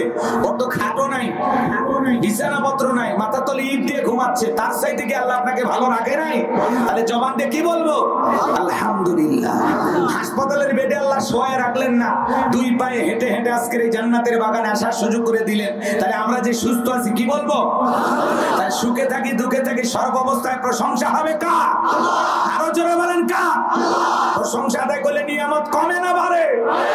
ভালো করে বুঝবেন, একটু মনোযোগ দিয়ে শুনবেন। জন্মের সময় মায়ের পেট থেকে যখন দুনিয়াতে আসছিলাম, টাকার বান্ডিল নিয়ে আসছিলাম, জমির দলিল নিয়ে আসছিলাম। বাবা মা যখন বিয়ে দিয়েছিল, আপনার এমন অবস্থা ছিল, আপনার বউকে কি খাওয়াবেন টেনশনে আপনি বাঁচতেন না। এখন আল্লাহ তাআলা কয়েক লাখ টাকার মালিক বানায় দিয়েছে, ছোটখাটো একটা ব্যবসা প্রতিষ্ঠান ধরায় দিয়েছে, জমি আছে আপনার চাষ করা, ঘুমানোর একটা ভালো ঘর বাড়ি আছে। আলহামদুলিল্লাহ, এখন দিন আগের চাইতে ভালো যাচ্ছে। তাহলে প্রশংসা হবে কার? ভালো করে বুঝবেন। আপনি অটো ভ্যান চালান, রিক্সা চালান, আলহামদুলিল্লাহ। এমনও মানুষ আছে এরকম একটা অটো ভ্যান কেনার মতো টাকাও নেই। কথা বলে ঠিক কিনা? তাহলে আল্লাহ তাআলা যাকে যে অবস্থানে রেখেছেন, আল্লাহ যেভাবে রেখে খুশি, আমরা সেইভাবে থেকেও খুশি। কথা বলে ঠিক কিনা? না শুকরিয়া আদায় করা যাবে না, কৃতজ্ঞতা প্রকাশ করতে হবে। আপনি মালয়েশিয়ায় প্রবাসী, সৌদি আরবের প্রবাসী, আপনার মতো একজন বিদেশে যাওয়ার জন্য কত মাথার ঘাম পায়ে ফেলতেছে, তারও স্বপ্ন বিদেশে যাবে। বিদেশে আছেন, প্রবাসী জীবন, আলহামদুলিল্লাহ। তাহলে যেখানেই থাকি, যে অবস্থায় থাকি, এই যে আপনাদের পাশে কি যেন বাজার, হাট বলিয়ে বাজার, ওই বাজারে একটা ছোট দোকান আছে, আলহামদুলিল্লাহ। দিন পর যা যাচ্ছে আলহামদুলিল্লাহ। আমি মসজিদের ইমামতি করি, মুয়াজ্জিমি করি, আলহামদুলিল্লাহ। কথা বলেন না কেন? তাহলে তাহলে সব সময় শুকরিয়া হবে কার? ভাইরা আমার, ভালো করে বোঝার চেষ্টা করবেন। একে একে বলতে গেলে অনেক সময় লাগবে, এত সময় আমার হাতে নাই। আমরা অল্পতেই ভেঙে পড়ি। পারস্যের কবি শেখ সাদী রহমতুল্লাহ আলাইহি এক সময় তার পায়ের ভিতরে স্যান্ডেল নাই, মনটা বড় খারাপ। আমি এত বড় কবি আর আমার পায়ে এক জোড়া জুতা নাই, মনটা খারাপ। মনটা খারাপ করে পথ চলতে চলতে তাকায় দেখেন আল্লাহর এমন একজন বান্দা রাস্তার ভিতরে বসে আছেন যার দুইটা পা নাই। আল্লাহর ওলি সিজদায় পড়ে গেলেন, চোখের পানি ছেড়ে দিয়ে কান্না করে আর ডেকে বলে, আল্লাহ আমার পায়ে জুতা নাই, আমি মন খারাপ করেছি। এই পৃথিবীর জমিনে তোমার এমন বান্দা আছে যার দুইটা পা নাই। আল্লাহ গো, তার চাইতে তো তুমি আমারে ভালো রেখেছো। চিৎকারে মেরে বলুন আলহামদুলিল্লাহ। এজন্য বাজান গো, আমার সুখে থাকি দুঃখে থাকি, খেয়ে থাকি না খেয়ে থাকি, সদা সর্বদাই প্রশংসা আদায় করতে হবে কার? এত সুন্দর দুইটা চোখ দিয়েছেন কে? যার চোখ নাই সে বোঝে এই চোখের দাম কত, এর মূল্য কত। কুড়িগ্রাম জেলা একবার ওয়াজ করতে গেছিলাম, এক অন্ধ হাফেজ সাহেব আমার সাথে আলোচক ছিলেন। খাওয়া দাওয়া করতেছিলাম এক জায়গায় বসে, হঠাৎ করে বিদ্যুৎ চলে গেল। আমি তখন ডেকে বললাম, ভাই তাড়াতাড়ি আলোর ব্যবস্থা করেন। অন্ধ ব্যক্তি আমাকে ডেকে বলে, হুজুর 52 বছর হয়ে গেল আমার চোখে কোনো আলো নাই। কয়েক সেকেন্ডের জন্য, কয়েক মিনিটের জন্য বিদ্যুৎ চলে গেছে, আপনি অস্থির হয়ে গেছেন। জন্মের পর থেকে আজ পর্যন্ত আসমানটা দেখতে কেমন, জমিনটা দেখতে কেমন আমি জানি না। হুজুর, যে মা আমাকে জন্ম দিয়েছে আমার মাটা দেখতে কেমন আমি জানি না, আমার বাবা দেখতে কেমন আমি জানি না, আমি বিয়ে করেছি আমার বউটা দেখতে ফর্সা না কালো আমি জানি না, আমার ছেলেটা দেখতে কেমন হয়েছে আমি জানি না, আমার মেয়েগুলো দেখতে কেমন হয়েছে আমি জানি না, আমার চেহারাটা কেমন আমি জানি না। তারপরে আল্লাহ তাআলার কাছে আমার কোনো রাগ নাই, ক্ষোভ নাই, অভিযোগ নাই। আমি আল্লাহ তাআলার কাছে এতটুকু শান্ত নেনে বেঁচে আছি। দুনিয়ার জমিনে আল্লাহ আমার চোখের আলো দেয় নাই। হুজুর, আমি মন খারাপ করি নাই। কঠিন কিয়ামতের ময়দানে যেদিন আল্লাহ তাআলা আমার চোখের আলো ফিরাইয়া দিবেন, ওই দিন যেন চোখের আলো পাইয়া আমি আমার আল্লাহকে ওই চোখ দিয়ে দেখতে পাই। চিৎকার মেরে বলুন সুবহানাল্লাহ। একটা অন্ধ ব্যক্তির সান্ত্বনা কোথায় দেখছেন? যে হুজুর দুনিয়াতে চোখের আলো পাই নাই, আমি মন খারাপ করি নাই। যেদিন আল্লাহ চোখের আলো ফেরায় দেবে, ওই দিন ওই দুই চোখ ভরে আমি আমার মালিককে দেখতে পাই। বলেন আল্লাহু আকবার। যার দুইটা হাত চলে না সে জানে কত কষ্ট। এ ভাই, দুনিয়ার জমিনে বাবা কিন্তু বাবার মতোই হয়। একটা প্রতিবন্ধী বাবা তার ছেলেকে আদর করতেছে, দুইটা হাত নাই, পা দুইটা দিয়া সন্তানকে বুকের ভিতরে জড়ায় নাই, আদর করে, গালে মুখে চুমা খায়। বাবা তো বাবাই হয়। এজন্য বাজান গো আমার, যার দুইটা পা নাই সে জানে তার যন্ত্রণা কত, যার দুইটা হাত নাই সে জানে যন্ত্রণা কত। ওই বাবার আদর করার ভিডিওটা দেখে আমি চোখের পানি ছেড়ে দিয়ে কান্না করেছি। বাবার মুখে দাঁড়িয়ে আছে, মাথায় টুপি আছে, দুইটা হাত নাই, শুধু দুইটা পা আছে। প্রতিবন্ধী মানুষ, প্রতিবন্ধী হলেও বাবা তো বাবাই কথা বলে, ঠিক কিনা? বাবার কোনো তুলনা হয় না। বাবা দুইটা পা দিয়া সন্তানকে বুকের ভিতরে জড়ায় নাই, গালে মুখে চুমা খায়। সন্তান বাবার ইশারা বোঝে, বাবা পা দিয়ে জড়ায় ধরছে, ছেলে রাগ করে না, মন খারাপ করে না। বাবার দুইটা পা, ওইটাই মনে করতেছে আমার বাবার হাত। বাবা তো বাবা, প্রতিবন্ধী হওয়ার পরেও এই বাবা তার মাদ্রাসা পড়ুয়া সেই ছেলেটাকে দুইটা পা দিয়ে জড়ায় নাই, গালে চুমা খায়, মাথায় চুমা খায়, কানের ভিতরে ফিস ফিস করে কি যেন বলে। আবার ওই পা দিয়া নিজের পকেট থেকে টাকা বের করে ছেলেটার হাতে দেয়। চিৎকার মেরে বলুন না আল্লাহু আকবার। এই দুনিয়াতে কত অসহায় মানুষকে দেখেন, শিক্ষা নিতে পারেন না সেখান থেকে। আল্লাহ তাআলা ওই প্রতিবন্ধী আপনাকে আমাকেও বানাইতে পারতো। আল্লাহ সুস্থ রেখেছেন, শুকরিয়া হবে কার? আল্লাহ তাআলা দেখে বলেন, যারা শুকরিয়া আদায় করে সে তার নিজের জন্যই শুকরিয়া আদায় করে, যারা শুকরিয়া আদায় করে না তাদের জেনে রাখা উচিত আমি আল্লাহ অমুখপেক্ষী, আমি আল্লাহ কারো মুখপেক্ষী নই। আল্লাহুস সামাদ তিনি কারো মুখোপেক্ষী নন, আমরা সবাই আল্লাহর মুখোপেক্ষী। আর আমার আল্লাহ ডেকে বলে কারো প্রশংসা আমার জন্য কাউকে প্রশংসা করতে হবে না, আমি আল্লাহ নিজেই প্রশংসিত। আল্লাহু আকবার বলে।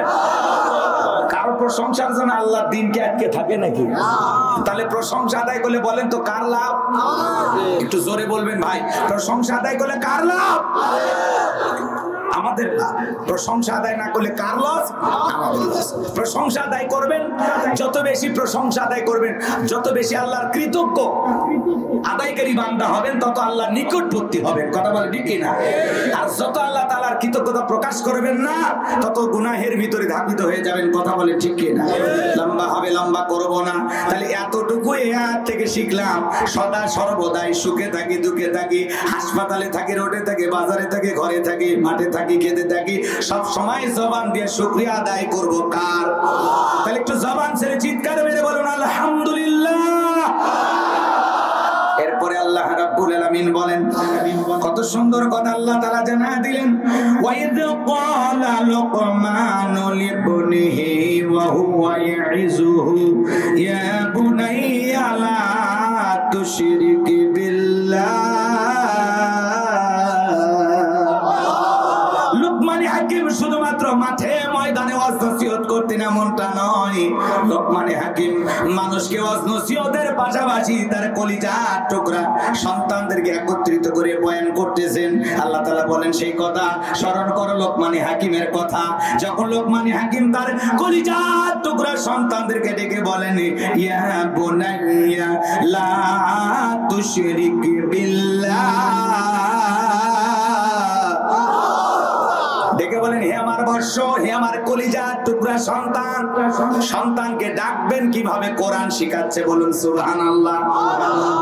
আপনারা কি বলটু সলিমউদ্দিন নামগুলো তো ভালো রাখি না। বাবা হিসাবে জানেন সন্তানের হক কয়টা জানেন বলেন তো? হ্যাঁ, 5টা। কেউ বলবে 3টে, কেউ বলবে 2টে। এই তো প্রত্যেকটা বাবা এদিকে খেয়াল করেন, আপনার কাছে আপনার সন্তান আপনার কাছ থেকে পাবে 12টা হক। কয়টা? কয়টা? ওইদিকে যদি ওয়াজ নিয়ে যায়, ও 3 ঘন্টা ওইদিকে চলে যাবে। এদিকে খেয়াল করেন, বাবা হিসাবে আপনার সন্তানের সাথে কেমন আচরণ করবেন কোরআন আপনাকে শিখাচ্ছে, বলুন আল্লাহু আকবার। সন্তানের হকগুলো আজকে বলার সুযোগ নাই, কিন্তু এতটুকু মাত্র অনুরোধ করে যায়, 2-1টি কথা আপনাদেরকে অনুরোধের ভাষায় বলে যায়। সন্তান জন্ম হওয়ার সাথে সাথে মুসলমান আপনার সন্তানের কানে দিতে হবে কি? আরো জোরে বলেন। 1 নাম্বার দায়িত্ব, আপনার সন্তান জন্মগ্রহণ করার সাথে সাথে কানের ভিতরে কি দিতে হবে? আযান দিতে হবে। আর মুসলমান কি করে? সন্তান জন্ম হওয়ার সাথে সাথে একটা সেলফি তুলে, ক্লিক সেলফি একটা তুলে ফেসবুকে দিয়ে বলে আলহামদুলিল্লাহ, অবশেষে বাবা হলাম, বাবা হওয়ার স্বাদ পাইলাম। আযান না দিয়ে ফেসবুকে ছবি মেরে দেয়, আছে না নাই?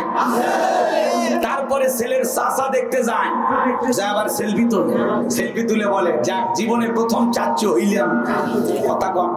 মামা গেলে ছবি তুলে আবার ফেসবুকে দিয়ে বলে অবশেষে অনেক কষ্টের পর মামা হইলাম। আছে না? কারো মুখে আযানের কথা মনে আছে? ওরা ফেসবুকে ছবি ছাড়া নিয়ে ব্যস্ত। কথা বলে ঠিক। এমন কি যেই মহিলা বাচ্চা জন্ম দিয়েছে, ডেলিভারি করছে, ওই মহিলারও যে ফেসবুক আইডি থাকে, ও আবার ওর নিজের সন্তানের ছবি ফেসবুকে তুলে বলে অনেক কষ্টের পরে মা হইলাম। জামানা এখন ফেসবুকের জামানা। কথা কয় না? কথা কি ভাই, কথা মিথ্যা কথা নাকি? সন্তান জন্ম হওয়ার পরে আগে ছবি ফেসবুকে দেওয়া লাগবে? কথা কয় না কেন? কিচ্ছু না, ওই অবশিশু পাইছে, ওরে ধরছে, একটা সেলফি তুলছে আর লিখতেছে অবশেষে জীবনে প্রথম খালা হইলাম। ও খালারও যে ফেসবুক আইডি আছে। কথা কয় না কেন? মুসলমান, আল্লাহ আমাদের হেদায়েত দান করুন। যদি বলেন আমিন। তাহলে বলে সন্তান জন্মগ্রহণ করার সাথে সাথে কানের ভিতরে আজান দিতে হবে। কথা বলে ঠিক কি না? এরপরে শোনেন আরো অনেকগুলো কথা আছে, অত বলবো না। দুই একটা কথা আপনাদের উদ্দেশ্যে বলে দিয়ে যায়। সন্তান জন্মগ্রহণ করার সাথে সাথে তার একটা সুন্দর নাম রাখা দরকার আছে না নাই? জোরে বলেন কি না? বল্টু, নাট, স্ক্রু, জিলেবি, হাইরে নাম হাসি খুশি, লাকি, চুমকি, জমকি, সুইটি, পিঙ্কি, পিখি, নামের সাইজ কি শয়তান পর্যন্ত আফসোস করে এই নামগুলো শুনে। কথা কোন ঠিক কি না? একদম চাচা ঢাকা শহরে চলে গেছে, ভাতিজার বাড়িতে খাওয়া দাওয়া শেষে জিজ্ঞাসা করে, ভাতিজা খাওয়া দাওয়া তো হইলো, তোমার ছেলে মেয়েকে ডাক দাও, একটু তাদের সাথে গল্প গুজব করি। তখন ডাক দিছে ব্রাশ ফায়ার। সেই ডাক দিছে গ্রাম্য চাচা দৌড় মারছে, আর ডেকে বলে, বাবা আমারে ব্রাশ ফায়ার করে মারিস না। তখন ডেকে বলে, চাচা থামেন। কয় না বাবা, আমারে আর তুই ব্রাশ ফায়ার করে মারিস না। কয় চাচা থামেন। কয় না আমি থামবো না। কয় চাচা আপনি বললেন আমার ছেলে মেয়েকে দেখবেন। বলে হ্যাঁ বলছি তো। তো আমার ছেলে মেয়েদেরকে তো আমি ডাকতেছি। কেমনে? কয় ছেলের নাম ব্রাশ আর মেয়ের নাম হলো ফায়ার। নামের স্টাইল মোটু ফাত্তু দেখে আর সন্তানকে মোটু ফাত্তু নাম রেখে দিয়েছে। আছে না নাই এরকম মা বাবা? আল্লাহ আমাদের হেদায়েত দান করুন। জোরে বলেন আমিন। আগে বাচ্চা কান্নাকাটি করলে মা বাবা এই গল্প ওই গল্প নানান গল্প বলে বাচ্চাকে থামাইতো, আর এখন বলে বাবা কাঁদে না, এই যে দেখো মোটু কি খাচ্ছে সামোসা। কথা এরকম মা বাবা আছে না নাই? আল্লাহ সমস্ত মা বাবাদের হেদায়েত দান করুন। জোরে বলুন আমিন। বাচ্চা কন্ট্রোল করতে পারে না, এখন মোবাইল শরীফ দিয়ে বাচ্চাকে কন্ট্রোল করে, এরকম মা বাবা আছে না নাই? আমার মা বোনদেরকে আল্লাহ হেদায়েত দান করুন। যাই হোক, সন্তানের সুন্দর একটা নাম রাখবেন। আমাদের কাছে অনেকেই ফোন দেয়, হুজুর ছেলের নাম কি রাখবো? আমরা বলি আল্লাহর কাছে দুইটা নাম প্রিয়, একটা আব্দুল্লাহ আর একটা আব্দুর রহমান। তখন ডেকে বলে, আমার গ্রামের এক চাচার নাম আব্দুল্লাহ, আমার দাদার নাম ছিল আব্দুর রহমান। এগুলো বয়স্ক মানুষের নাম। স্মার্ট কিছু বলেন হুজুর, ডিজিটাল কিছু বলেন, আপডেট কিছু বলেন, নতুন কিছু। আল্লাহর কাছে যেগুলো প্রিয় আমাদের কাছে ভালো লাগে না। ইংল্যান্ডের সবচাইতে জনপ্রিয় নাম হলো মুহাম্মদ। আল্লাহু আকবার বলেন।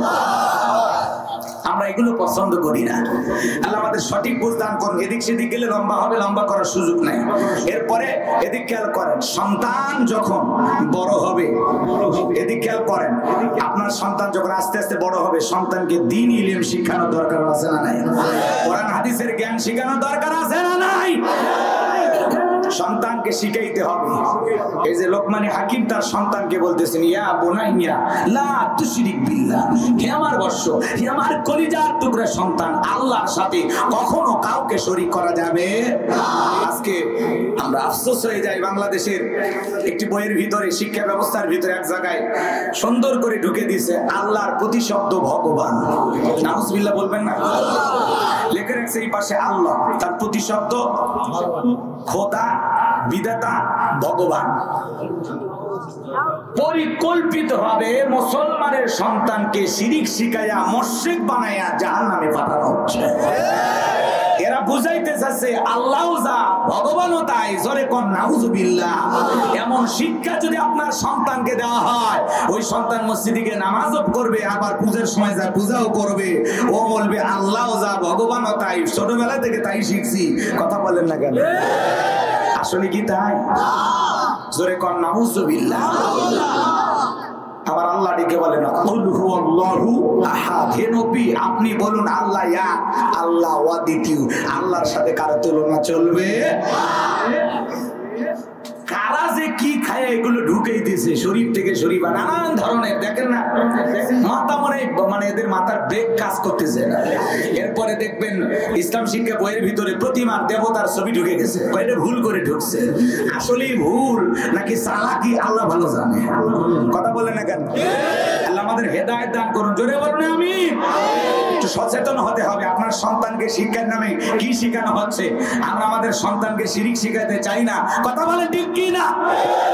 আমার ভাইরা লম্বা হবে, লম্বা করব না, সামনের দিকে যায়, কথা অনেক বলার আছে। যে কথা বলতে চাচ্ছিলাম, লোকমানে হাকিম তার কলিজার টুকরা সন্তানদেরকে ডেকে বলেন, ইয়া বুনাইয়া, হে আমার বর্ষ, হে আমার কলিজার টুকরা সন্তান, হে আমার হৃদয়ের স্পন্দন, হে আমার আব্বা জান, তোমাদেরকে ডেকে বলে, শোনো, লা তুশরিক বিল্লাহ, আল্লাহর সাথে কখনো কাউকে শরীক করা যাবে না। ইন্না শিরকা লা যুলমুন আযীম, শিরক হলো সবচাইতে বড় জুলুম, সবচাইতে বড় অপরাধ। এ বাজান গো, আমার একটা ছেলে ডেকে বলে, আব্বা জান, আমার এগুলো আজ নসিহত হবে না, আপনি আমারে কিছু টাকা দেন, আমি একটু ব্যবসা বাণিজ্য করব, বিজনেস করব। এই কথা যখন বলতেছে, বাজান গো আমার, লোকমানে হাকিম ডেকে বলে, ছেলে রে, টাকা পাবো কোথায়? টাকা তো আমার কাছে নাই। ডেকে বলে, আব্বা, আমার দেওয়াজ নসিহত ইমামতি হবে না। আপনারা বলেন তো বাজান, আলেমের বেটা সবাই কি আলেম হয়? কথা কয় না কে? ডাক্তারের বেটা সবাই কি ডাক্তার হয়? শিক্ষকের বেটা সবাই কি শিক্ষক হয়? হাজির বেটা সবাই কি হাজি হয়? হাজির বেটাও বাজি হয়, আলেমের বেটাও জালেম হয়, ডাক্তারের বেটাও ডাকাত হয়। কথা বলেন ঠিক কি না? একটু মনোযোগ দিয়ে শোনেন। লোকমানে হাকিমের একটা ছেলে ডেকে বলে, আব্বা, আমার একটু টাকা দেন, আমি একটু ব্যবসা বাণিজ্য করব। লোকমানে হাকিম ডেকে বলে, ছেলে রে, টাকা পাবো কোথায়? টাকা দেওয়ার মতো টাকা আমার কাছে নাই। ছেলে বড় নাছরবান্দা, ডেকে বলে, আব্বা, এত শত বুঝি না, আমার টাকা দেন, আমি একটু ব্যবসা বাণিজ্য করব। ডেকে বলে, ঠিক আছে ছেলে আমার, টাকা আমি আমার এক বন্ধুর কাছে পাই, কিন্তু এই বিশাল লম্বা পথ সফর করতে গিয়ে তোমার জানটা যাওয়ার সম্ভাবনা আছে। আমি বাবা হয়ে ছেলেকে এত বড় বিপদের মুখে ফেলে দিতে রাজি নাই। ডেকে বলে, বাবা, আপনি শুধু আমাকে ঠিকানা বলে দেন আর দোয়া করে ছেড়ে দেন। বাবা গো, আমি ওই টাকা আমি আপনার সামনে হাজির হব। বলেন আল্লাহু আকবার। লোকমানে হাকিম এবার পুরো ঘটনাটা বলতেছে, কোথা থেকে কিভাবে যেতে হবে। ডেকে বলে, ছেলে রে, বাড়ি থেকে যখন বের হবি বাজান, 2 রাকাত সালাতুল হাজতের নামাজ আদায় করবি। বিপদের আগে আর পরে 2 রাকাত সালাতুল হাজতের নামাজ আদায় করবি। বাড়ি থেকে বের হয়ে যাওয়ার পর পথ চলতে চলতে তাকায়া দেখবি বিশাল একটা মরুভূমি রাস্তা। ওই রাস্তা পাড়ি দিতে গিয়ে যা দেখবি চোখের সামনে একটা জঙ্গল দেখা যায়। ক্লান্ত শ্লান্ত শরীর নিয়ে ওই জঙ্গলের ভিতরে ঢুকে দেখবি বাবা, একটা ঝর্ণা থেকে পানি পড়তেছে। সেখান থেকে ঠান্ডা পানি পান করবা। প্রয়োজন মোতাবেক পানি ব্যবহার করার পর, তোমার প্রয়োজন মোতাবেক পানি নেওয়ার পরে সামনের দিকে রওনা করবা। পেছন দিকে তাকায় দেখবা জঙ্গলটা আর দেখা যায় না। এইবার পথ চলতে চলতে তাকায় দেখবা বিশাল একটা গাছ। ওই গাছের ছায়ায় তুমি বিশ্রাম করবা না, বিশ্রাম করলেই কিন্তু তোমার বিপদ হবে। লোকমানে হাকিম ছেলেকে এইভাবে পুরো সফরের ঘটনাটা বলতেছেন। এইবার তার ছেলে 2 রাকাত সালাতুল হাজতের নামাজ আদায় করে রওনা করলেন মরুভূমির পথ পাড়ি দিয়া। বাজান কুমার পথ চলতে চলতে ওইভাবে পানি পান করলেন, সেখান থেকে রওনা করলেন। এইবার বিশাল বড় গাছটা পাওয়ার পর তাকায় দেখেন গাছের গোড়া একটা মুরব্বি বসে আছে। লোকমানে হাকিমের ছেলে যখন ছায়ায় আশ্রয় নিতে চায়, আবার বাবা বলেছে ছায়া আশ্রয় নিলে বিপদ হবে, কিন্তু এই মুরব্বি ডেকে বলে, বাবা রে, এই দিকে আসো, এই দিকে আসো। লোকমানে হাকিম বলেছে, বাবা, চলতি পথে একজন মুরব্বির সাথে যদি দেখা হয়, খবরদার তার সাথে তুমি বেয়াদবি করবা না, মুরব্বি যা বলবে তুমি তাই শুনবা। এইবার চিন্তা করে বাবা যেহেতু বলেছে ঠিক আছে যাই। এইবার মুরব্বির কাছে যাওয়ার পর ডেকে বলো, বাবা তুমি ছায়াশ্রয় নাও, তোমার কোনো বিপদ হবে না। ক্লান্ত শরীর নিয়া লোকমানে হাকিমের ছেলে যখন আশ্রয় নিয়েছে বাজার, মুহূর্তের মধ্যে চোখের মধ্যে ঘুম চলে আসছে। একটা বিষাক্ত সাপ এসে সন্তানটাকে সবল মেরেছে। এইবার মুরব্বি তাকায়া দেখে সত্যি তো লোকমানে হাকিমের ছেলের বিপদ হয়ে গেছে। এইবার সাপটাকে ধরলেন, সন্তানটাকে বিষ মুক্ত করলেন। এরপরে ওই সাপটাকে ধরে ধারালো একটা অস্ত্র দিয়ে 2 টুকরো করলেন, পিছনের অংশটা ফালায়া দিলেন আর মাথার অংশটা লোকমানে হাকিমের ছেলের ব্যাগের ভিতরে রেখে দিলেন। বলুন আল্লাহু আকবার। এইবার ঘুম থেকে জাগ্রত হওয়ার পর ডেকে বলে, ছেলে রে, সত্যি তোমার বিপদ হয়েছিল, একটা বিষাক্ত সাপ তোমার সবল মেরেছিল, আমি তোমার বিষ মুক্ত করেছি, এখন আর কোনো ভয় নাই। লোকমানে হাকিমের ছেলে 2 রাকাত সালাতুল হাজতের নামাজ আদায় করে ডেকে বলে, মুরব্বি, ওই লোকালো এলাকায় যেতে হবে, ওই জনবসতি এলাকায় যেতে হবে, ওখান থেকে সেই সমুদ্রের পথের ঠিকানাটা আমার কাছে নিতে হবে। তাই নাকি? বলে, হ্যাঁ বাবা ঠিক আছে, আমিও তোমার সঙ্গে যেতে চাই। এইবার ডেকে বলে, মুরব্বি, আপনি যদি আমার সাথী হন আমার কোনো আপত্তি নাই। এইবার মুরব্বিকে সঙ্গে নিয়ে সফর শুরু করলেন। পথ চলতে চলতে ওই জনবসতি এলাকায় যা যখন প্রকাশ করলেন, আমি লোকমানে হাকিমের ছেলে, এই কথা শোনার পর মানুষ আদর আপ্যায়ন করা শুরু করলো। কারণ এত বড় লোকমানে হাকিমের ছেলে। এই কথা ভেবে সবাই ভালোবাসা দেখাইতে লাগলো, মানুষ খাওয়া দাওয়া দিতে লাগলো। কেউ বলে আমার বাড়িতে থাকেন, কেউ বলে আমার বাড়িতে খান। আপনাদের চুয়াডাঙ্গা জেলায় বাংলাদেশের সবচাইতে বড় বক্তা, সবচাইতে বড় আলেমের ছেলে এসে যদি পরিচয় দেয় আমি বাংলাদেশের অমুক বড় আলেমের ছেলে, অমুক বড় বক্তার ছেলে, আপনারা কি একটু ভালোবাসা দেখাবেন না? কথা পায় না। অবশ্যই ভালোবাসা দেখাবেন, একটু আদর আপ্যায়ন যত্ন করার চেষ্টা করবেন। কথা বলেন ঠিক কি না? যদি ওই আলেমের প্রতি আপনার ভালোবাসা থাকে, ভালো করে বোঝা লাগবে, আসলেই যে ভালোবাসবে এমনটা না। যদি সেই আলেমের প্রতি আপনাদের দরদ ভালোবাসা থাকে, তাহলে বাবার মহাব্বতে তার উত্তরসূরি যে আসবে তাকেও মহাব্বত করবেন। কথা বলে ঠিক কি না?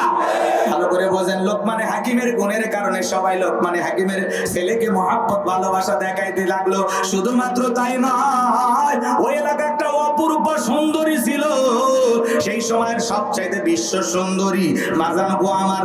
এইবার লোকমানে হাকিম আগেই কেঁদে বলে দিছে, বাবা ওই এলাকায় যাওয়ার পর একটা সুন্দরী মেয়ে আছে, খবরদার দেখবা না, দেখে কিন্তু যদি বিয়ে তুমি করতে চাও তাহলে কিন্তু বিপদে পড়বা, এমনকি জীবন যাবার সম্ভাবনা আছে। লোকজন দেখে বলে, না বাবা বিয়ে করো আর না করো তো একবার মেয়েটাকে দেখো, তাকে দেখো।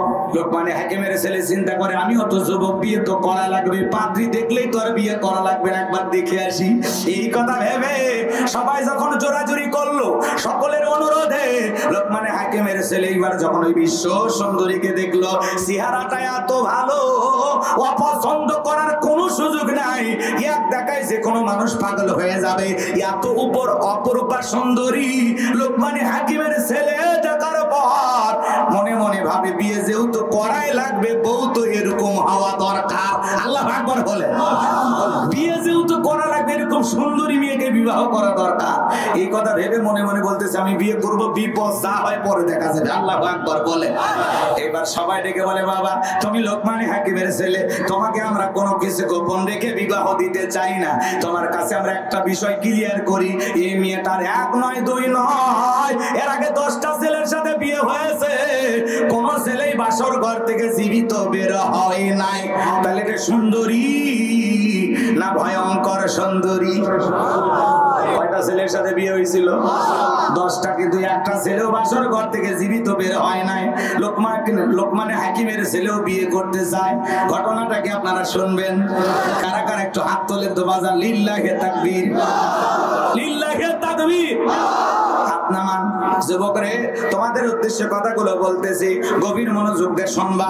আজকে মেয়ে তো সুন্দরী হইলে বিপদ, কথা বলে ঠিক কিনা? কারো বউ যদি সুন্দরী হয়, পুলিশ প্রস্তাব দেয়, স্বামীকে ধরে নিয়ে গেছে, পুলিশ প্রস্তাব দেয়, আমাদের খুশি করেন, আপনার স্বামীকে ছেড়ে দেব। কথা কন না কেন? গতকালকে রাতে বাংলাদেশের একটা বিশ্ববিদ্যালয়, জানেন তো, জাহাঙ্গীরনগর বিশ্ববিদ্যালয়, জঘন্য একটা ঘটনা ঘটে গেছে। স্বামীকে ওই আবাসিক হোটেলের ভিতরে বন্ধ করে রেখে, ভালো করে বোঝেন, জাহাঙ্গীরনগর বিশ্ববিদ্যালয়ের হোস্টেল রুমের ভিতরে স্বামীকে আটক রেখে, আবদ্ধ রেখে তার স্ত্রীকে পাশের বাগানে নিয়ে যায় গণধর্ষণ করেছে। জোরে বলেন নাউজুবিল্লাহ। কয়েকজন জড়িত, তার মধ্যে 4 জনকে গ্রেফতার করেছে প্রশাসনের লোকেরা। আজকে ঢাকা বিশ্ববিদ্যালয়ের সমস্ত ছাত্রছাত্রী আন্দোলন করতেছে, দর্শকের বিচার চাই, ফাঁসি চাই। কথা বলে ঠিক কিনা? এই যে মাঝে মাঝে স্বামীকে বেঁধে রেখে স্ত্রীকে গণধর্ষণ, দেশের সর্বোচ্চ পর্যায়ে মা বোনেরা ক্ষমতায়, স্বাধীনতার এত বছর কেটে গেল, এরপরে মা বোনেরা কেন ধর্ষিতা হবে? এই জবাব জাতির কাছে দেওয়ার দরকার আছে না নাই? জোরে বলেন, দরকার আছে না নাই? আমরা পাকিস্তানের হানাদার বাহিনীর গল্প শুনেছি, সে সময় যুদ্ধের সময় আমার মা বোনদের ইজ্জত নিয়ে ওই সমস্ত জালেম বেঈমানেরা খেলা করেছিল। কথা বলে ঠিক কিনা? হাজার হাজার মা বোন ইজ্জত দিয়েছেন, জীবন দিয়েছেন, গণধর্ষণের শিকার হয়েছিলেন। আর আজকে স্বাধীনতার এত বছর পরেও কেন একজন স্বামীকে বেঁধে রেখে তার স্ত্রীকে গণধর্ষণ করা হবে? এমন জঘন্য ঘটনা বাংলার জমিনে কেন ঘটবে? কেন ঘটবে? জাতির মানুষ জবাব চায়। কথা বলেন না কেন আপনারা? ধর্ষণ মুক্ত বাংলাদেশ করতে পারবেন তখন আল্লাহর কোরআন দিয়ে ধর্ষকদের শাস্তি দেওয়া হবে। যখন মানুষকে কোন আইনে সাইজ করা যাবে আল্লাহর চাইতে কি আমেরিকা লন্ডন বেশি জানে? মানুষের তৈরি করা তন্ত্র মন্ত্র দিয়া জীবন আদর্শ দিয়া কঠিন কালেও ধর্ষণ মুক্ত বাংলাদেশ করতে পারবেন না। আল্লাহ কোরআনুল কারীমের ভিতরে যে বিধান দিয়েছেন, জিনাকারী নারী পুরুষ যদি বিবাহিত হয় ওদেরকে ধরে নিয়ে যায় খোলা একটা ময়দানে পাথর মেরে সংঘার করে দুনিয়ার জমিন থেকে মৃত্যু নিশ্চিত হওয়া পর্যন্ত পাথর নিক্ষেপ করতে হবে। এরকম ভাবে যদি একজন জিনাকারী নারী বা পুরুষের বাংলার জমিনে বিচার করা হতো, যে এখন থেকে ধর্ষণ করে প্রকাশ্যে নিয়ে যায় পাথর নিক্ষেপ করে দুনিয়ার জমিন থেকে বিদায় করে দেওয়া হবে। আল্লাহর কোরআন অনুযায়ী একজন ধর্ষক জিনাকারী নারী বা পুরুষের বিচার যদি করা হতো, বাংলাদেশের যুবকেরা ধর্ষণ করা তো দূরের কথা, গণধর্ষণ করা তো দূরের কথা, এদেশের যুবকেরা নারীদের দিকে তাকানোর কথাই ভুলে যেত। কথা বলেন ঠিক কিনা? এখন কোন দলের ছেলেরা করেছে ওইটা আমরা জানতে চাই না, বলতেও চাই না। কথা বলেন না কেন? কিন্তু সেই বোনের সাথে এই ঘটনা যারা ঘটিয়েছে আমরা তাদের দৃষ্টান্তমূলক শাস্তির দাবি জানাচ্ছি। কথা বলেন ঠিক কিনা? অপরাধ প্রমাণ হলে বেশি সময় নেওয়া দরকার নাই, ডাইরেক্ট ফাঁসি। কথা বল না কেন? আর এই বিচার করতে দেরি হয় দেখে তো ঝামেলা, কোনো না কোনো আইনের ফাঁক ফোকর দিয়া জামিনে বের হয়। কথা বলেন ঠিক কিনা? অপরাধ প্রমাণ হয়েছে 24 ঘন্টার মধ্যে ফাঁসি দেওয়া লাগবে, এত দেরি করে লাভ কি? কথা বলেন ঠিক কিনা? যে জায়গায় সিসি ক্যামেরার ফুটেজ আছে বোঝা যাচ্ছে ধরা গেল, আর তারা যদি বলে হ্যাঁ আমরা অপরাধ করেছি, স্বীকার করছে, ডাইরেক্ট ফাঁসি। এরকম ভাবে টাটকা বিচার করা লাগবে। বিচার বাইশে হয়ে গেলে, বিলম্ব হয়ে গেলে কোনো না কোনো ফাঁক দিয়ে ওর বিভিন্ন তদবিরের লোক থাকে। আর যদি ওপরে বড় ভাই থাকে বলে ও আমারই ছোট ভাই একটু দুষ্টমি করেছে, এই বয়সে এরকম হয়। আছে না নাই? অকলু রব্বানা ইন্না আতানা সাদাতানা ওয়া কুবারানা ফাদাল্লুনা সাবিলা। সেদিন তারা বলবে হে আমাদের রব, আমরা দুনিয়াতে নেতাদের কথা মানতাম, বড়দের কথা মানতাম, তারা আমাদেরকে পথভ্রষ্ট করে গোমরাহি বানায়া মিসগাইড করে ভুল পথে পরিচালিত করে জাহান্নামে নিয়ে আসছে। কথা বলে ঠিক কিনা? এই সমস্ত বাচ্চা কাচ্চারা বেড়ে ওঠে কার ছায়ায়? আপনারা বোঝেন না নাকি? না ভেঙে ভেঙে বলা লাগবে। সেদিন নেতা এবং তার এই সমস্ত শৃঙ্খল কর্মী সহ তারা জাহান্নামে যাবে, এবং তারা জাহান্নামে যা কি বলবে? রব্বানা আতিহিম দিফাইনি মিনাল আযাবি ওয়াল আনহুম লানান কাবীরা। হে আমাদের রব, যেই নেতার কারণে, যেই মুরব্বির কারণে, যেই বড় ভাইয়ের কারণে আমি দুনিয়ার জমিনে হাজার অপরাধ করার সুযোগ পেয়েছিলাম, যেই নেতা আমার হাতে পিস্তল তুলে দিয়েছিল, আমার হাতে মদের বোতল তুলে দিয়েছিল, নাইট ক্লাবের 7 স্টার হোটেলে আমাকে নারী দিয়েছিল, মদ দিয়েছিল, জুয়া দিয়েছিল, সেই নেতার কারণে আমি ভালো কাজ করার সুযোগ পাই নাই। আল্লাহ গো, আমার চাইতে ওই নেতার আযাব আপনি ডাবল করুন, আমার চাইতে ওর আযাব দ্বিগুণ করুন, আপনার সব আযাব ভবিষ্যতে ওদেরকে পাকড়াও করুন। এজন্য ভাইরা আমার, নেতা সৎ, জনক তার কর্মী হতে হবে সৎ। কথা বলে ঠিক কি না? এই জন্য নেতা নির্বাচিত করতে আমরা ভুল করলে কিন্তু সমাজে আপনাকে আমাকে খেসারত দিতে হবে। কথা বলে ঠিক কি না? আজকে ভাই স্বাধীনতার এত বছর পরেও যদি একটা নারী তার স্বামীকে বেঁধে রেখে ধর্ষণ করা হয়, এর চাইতে জঘন্য অপরাধ আর কি হতে পারে? আমরা পুরো জাতি হিসেবে লজ্জিত। কথা বলে ঠিক কিনা? আমরা আমাদের বোনের ইজ্জত, আমাদের মায়ের ইজ্জত রক্ষা করতে পারতেছি না। আমরা একটা ব্যর্থ সমাজের মানুষ। কথা বলে ঠিক কিনা? ব্যর্থ। এমন একটা আইন করেন, এমন একটা আইন করেন যাতে বাংলার জমিনে ধর্ষণ করার সাহস কেউ না পায়। আল্লাহর আইন তো পছন্দ হচ্ছে না, নিজেরাই এমন একটা আইন করেন যাতে ধর্ষণ বন্ধ হয়। একটা কিছু করেন, এগুলো শুনতে কষ্ট লাগে। কয়েকদিন আগে এক শ্রমিক লীগ নেতা গর্ভবতী নারীকে ধর্ষণ করলেন। এই জাতির কতটা নিচে গেছে।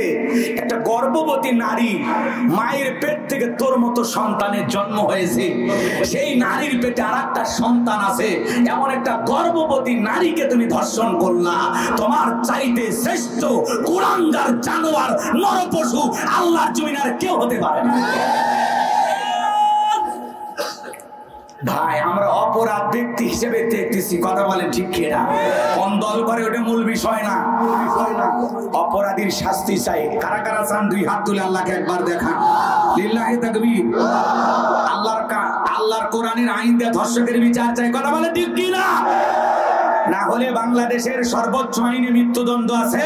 প্রত্যেকটা ধর্ষকের অপরাধ, যারা ধর্ষণের সাথে জড়িত অপরাধ প্রমাণ হলে তাদের সর্বোচ্চ মৃত্যুদণ্ড ফাঁসি কার্যকর করা হোক, এবং এটা প্রকাশ্যে বাইতুল মোকাররমের সামনে দিবালোকে দিনের আলোতে, কথা বলে ঠিক কিনা?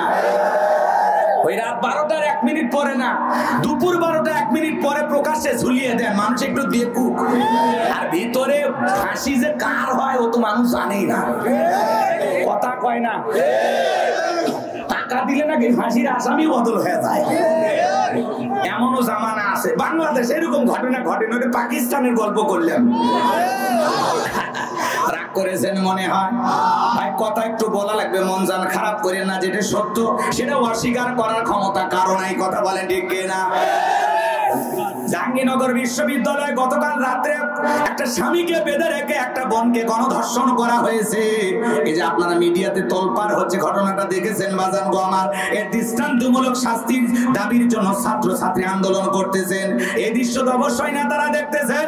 এই জন্য তাদের কাছে আমাদের অনুরোধের ভাষায়, যে আর কোন বোন যেন গণধর্ষণের শিকার বাংলার জমিনে না হয়, এর জন্য একটা দৃষ্টান্তমূলক শাস্তি স্থাপন করে জাতিকে বুঝাইয়া দেন।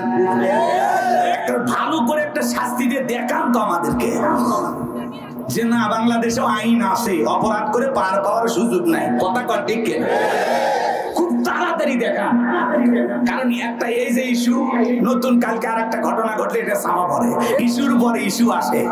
সেই সাগরুনির হত্যাকাণ্ড ঘটে গেছে, আইনমন্ত্রী বলতেছে একটা তদন্ত করতে গেলে অনেক সময় লাগে, এমনকি 50 বছরও লাগতে পারে।